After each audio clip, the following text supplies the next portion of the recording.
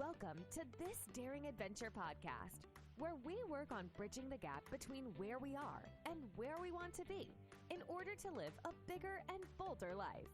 In this podcast, we will provide inspiration, tips, and skills you need to make your life the adventure you want it to be. Here's your host, mindset mentor, and life coach, Trista Gurton. Hey, everybody. Welcome to another episode of This Daring Adventure. Thank you so much for joining me. Today, I wanted to talk about boundaries. Boundaries are something that comes up quite often, and I thought it would be good today to just go over a little bit about what a boundary is, how we can use it, and why. Oftentimes, when we don't have boundaries, we know because we are angry and frustrated and feeling resentful. And usually, someone is doing something or saying something that we don't like. And we usually are trying to be helpful and generous and maintain the relationship, but we're not very good at establishing that line in the sand in order to change behaviors. I think oftentimes we may feel guilty or too afraid to say something. We can be unsure as to how to do it. And setting boundaries is hard. It's work. And a lot of times it's just not clear how to do that effectively. And so what happens is we land up tolerating this behavior, but becoming more exhausted, feeling used, resentful, and frustrated with the person that we're trying to accommodate. Sometimes we could just land up being very aggressive and hostile to them. So we want to start to change this behavior. And it's clear that if we cannot establish and maintain boundaries, we just land up stuck in a loop of trying to please other people at our own expense. I've spoken many times on this podcast about our primitive brain and the motivational triad of seeking pleasure, avoiding pain, and being as efficient as possible.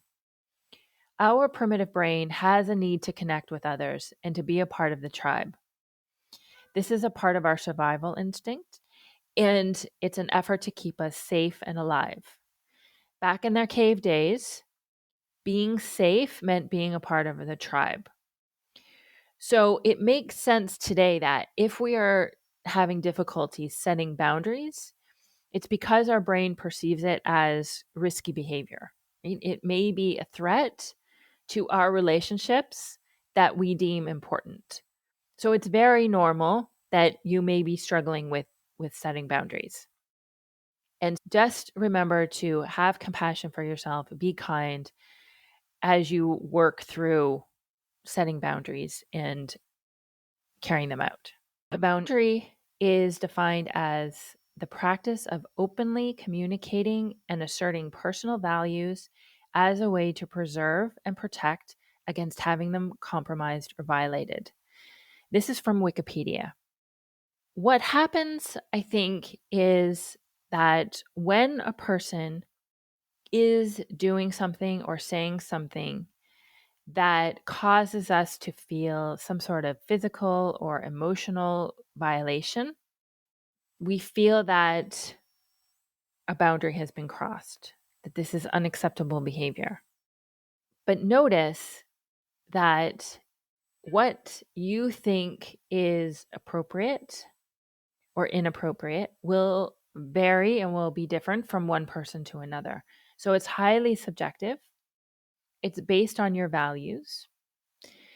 And when you are doing this work, when you are looking to establish boundaries and implement them, the important thing to remember is that not everybody will agree with you, and that's okay. The person you are establishing the boundary with may not understand and may not agree with you, and that's okay. This is personal. This is for your well-being. So whatever you think is appropriate for yourself is, and that's it. What you want to do with the boundary is to draw that line with someone so that you do not have to keep experiencing that behavior. And this is how you will take care of yourself. If you don't, then this is when the frustration and the resentment and the anger starts to build. How will you know if you need to set a boundary? Clearly, if you're feeling so angry and frustrated with someone, that's a pretty good indication that you could use a boundary. Generally, we will feel angry when someone crosses a boundary or we're experiencing behavior that we feel is inappropriate. And if we're experiencing it as a violation, as opposed to just undesirable behavior that we wish we could change, then you probably need a boundary. So a boundary feels like not that we want someone to just change the behavior. We need a change in order to take care of ourselves and feel emotionally and or physically safer. This is not about trying to control other people, however. And I want to be very clear about that because you are not going to control the behavior of another adult. An adult can do whatever they want. You can make requests, but they may or may not comply. And this is how a boundary is different from an ultimatum. We set the boundary and we act on it, whereas an ultimatum is when we're trying to control someone else's behavior. And we cannot try and control other people's behavior. It will not work. We will not be able to get them to behave how we would like them to in any sustainable manner. Setting a boundary is always for ourselves. It is always to enhance our well-being and our sense of personal safety. Our feelings are depending not on the behavior of the other person, but in our ability to act on the boundary and to take care of ourselves. Now, if there is an actual physical danger present, this is not the time, we're not talking about boundaries for that. This is that if there's a physical danger, then you need to get yourself out of that situation as safely as possible and take care of yourself in that case. But what we're talking about here for boundaries is a situation that does not include immediate physical danger. So how can you set an effective boundary? First, you don't want to do it when you're upset. You don't want to do it in the spur of the moment when you are angry and frustrated. You want to take some time between what's happened or what's going on and setting the boundary. You want to do it from a place where you have clarity, where you are calm, and you're doing it from a place of love and compassion, not anger, frustration, or resentment. Basically, setting a boundary is letting someone know that when they do the undesirable thing, you will enact a consequence. We are always setting a boundary for ourselves, not the other person. It's about us and what we're going to do, not about them. It's never about telling them what they can or cannot do and expecting them to comply with our boundary. We are the ones who act on the boundary. It's not about issuing an ultimatum or trying to get an adult to act in a certain way, right? It's not about how we think they should act or what they should do. Chances are they are going to continue acting however they want. Setting a boundary is always for you, not for them. And our boundary has to be established so that it will be effective for us, for our emotional well-being, without relying on them doing anything in particular, which will look like or sound like, when you do X, I will do Y. An example might be that if you or when you smoke in your car, I am not going to ride with you. Or if you start yelling at me, I will leave the room or leave the house. And you want to communicate that boundary clearly, because people won't necessarily know what's going on or understand our boundaries unless we tell them directly. A boundary is not, if you don't do this, then I'm going to do that. Like, if you don't do this, then I'm going to walk out. It's not about trying to control people. You are the one who's going to take the action. You're not going to say, if you don't stop smoking, then I will leave you. It's simply, if you are smoking, I am not going to ride in the car with you. Or it could be, if you text me after you've been drinking, I'm not going to respond. I'm going to turn off my phone. It's not about, you have to stop drinking or else, I won't talk to you. Once you've set your boundary, the next time the person does that thing, you need to be prepared to act on it. You need to be prepared to carry out whatever it is that you have planned on doing, whatever you've said you're going to do. So if your boundary is not getting in the car, you have to be 100% consistent and not get in the car if there is smoking. This is your responsibility. This is how the boundary works. Otherwise, you're undermining your own boundary and the relationship. You are not enforcing it, and therefore there will not be any respect or any trust that this is actually going to happen. Even when you do act as a result of your boundary, you want it to be from a place of love. You want to be consistent. You want to be firm. You're not acting out of blame or frustration or irritation. And this is never, ever about trying to hurt somebody or punish them.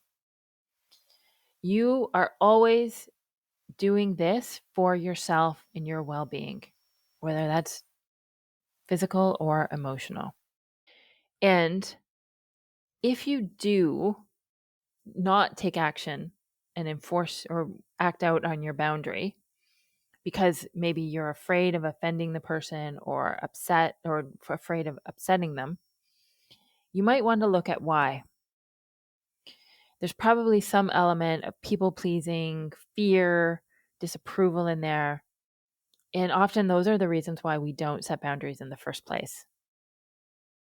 So you want to take a look at why you're not setting the boundaries, or if you've set a boundary, why you're not carrying it out and acting on it.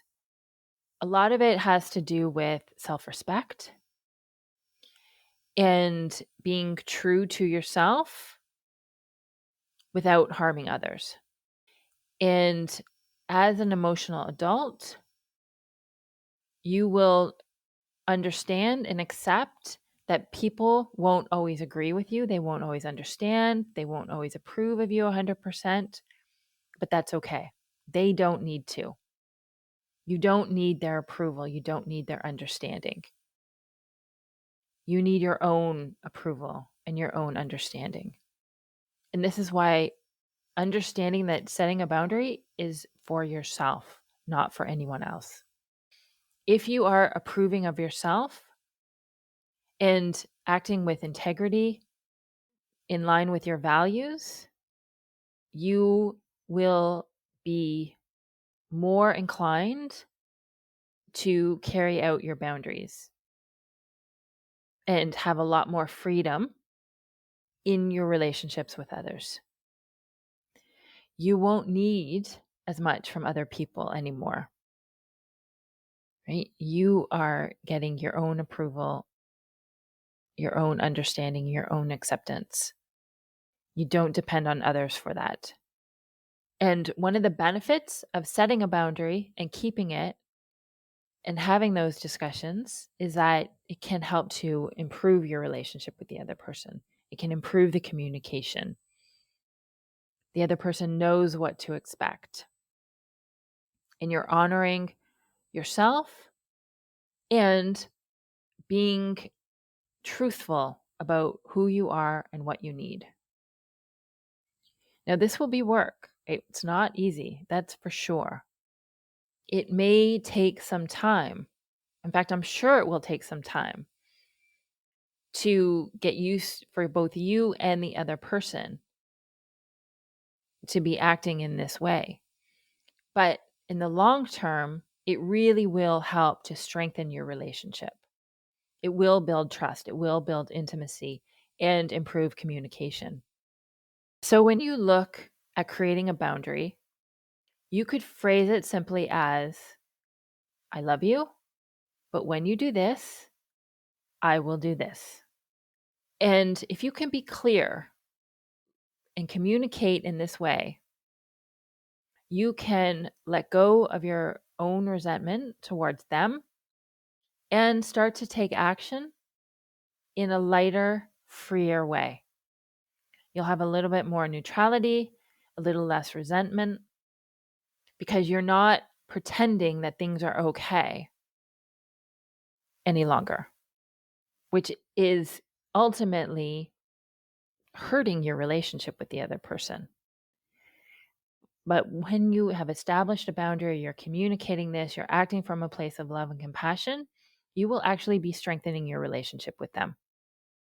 Now, again, you want to be coming from a place with not being upset when this happens, right? You want to be not blaming and not expecting or insisting that the other person needs to change who they are or their behavior. And some of the most interesting work comes from Byron Katie. She has a worksheet that you might want to look at called Judge Your Neighbor. And I will include this in the show notes. But it is a tool that will help you to reflect on what is going on with you in your relationship with someone else. And it will help that once you've set the boundary, then when things continue, to come up, you'll want to use this to reflect and to understand some of your thinking and how to shift your mindset in order to let go of some of the blame and the resentment. When the action, when the behavior occurs that you have set a boundary for, all you want to do is just remind the other person of the boundary and let them know you're going to be carrying out your response as you said you would. You don't try to manipulate or blame or criticize the person when this happens, when that behavior happens. And you don't try to make them comply or change their behavior. They're an adult. Their behavior is always up to them. Doesn't mean there won't be consequences, but as an adult, they can do what they want. You can make requests, but you don't want to attach your emotions to whether they comply or not. They will have free will. And so understanding that if there is certain behaviors that you really don't want to put up with and it's not changing, then in some cases you might want to make a decision about the nature of your relationship with that person. What we're talking about with boundaries here is something that you want to work through. You want to maintain this relationship with this person. You just don't want to accept this behavior any longer. Sometimes you will want to do that work. Other times you may not want to. Other times their behavior may be a deal breaker for you. And so that's always your choice. But when you have in a relationship that you want to maintain, then you want to not blame or manipulate within that relationship. If you want to maintain the relationship, you want to come from a place of love and compassion and acceptance. And that's both for you and, of course, the other person. That's what I have for you on boundaries today. Remember, the boundaries are always for you, and you need to be the one acts out the consequence of the boundary. The other person's behavior cannot be manipulated or modified by you. An adult is going to act however he or she wants. You can make requests, but do not tie your emotions to whether they comply or not. Create a boundary and be ready to act on it when that particular behavior occurs. This is for your own emotional well-being. If you have any questions, please feel free to reach out on our website. And if you're interested in talking specifically about boundaries, I invite you to a private 1-hour coaching session with me. You can try coaching for yourself, and we can talk all things boundaries so I can guide you through establishing and creating your own boundaries in your life. If you have a moment to rate, review, share, and subscribe this podcast, I would greatly appreciate it. Otherwise, I will talk to you next week. Thank you so much for joining me. Have a great week, everybody. Bye-bye. Thank you for listening to This Daring Adventure podcast with your host, Trista Gurton. We hope you enjoyed the tips and conversations on how to get excited about life again. As always, you can head to tristagurton.com for additional resources and to book a one-on-one coaching session. You can also follow Trista on Instagram at TristaVGurton. Don't forget to subscribe, rate, and review us on Apple Podcasts. Thanks again for tuning in, and we'll see you next time.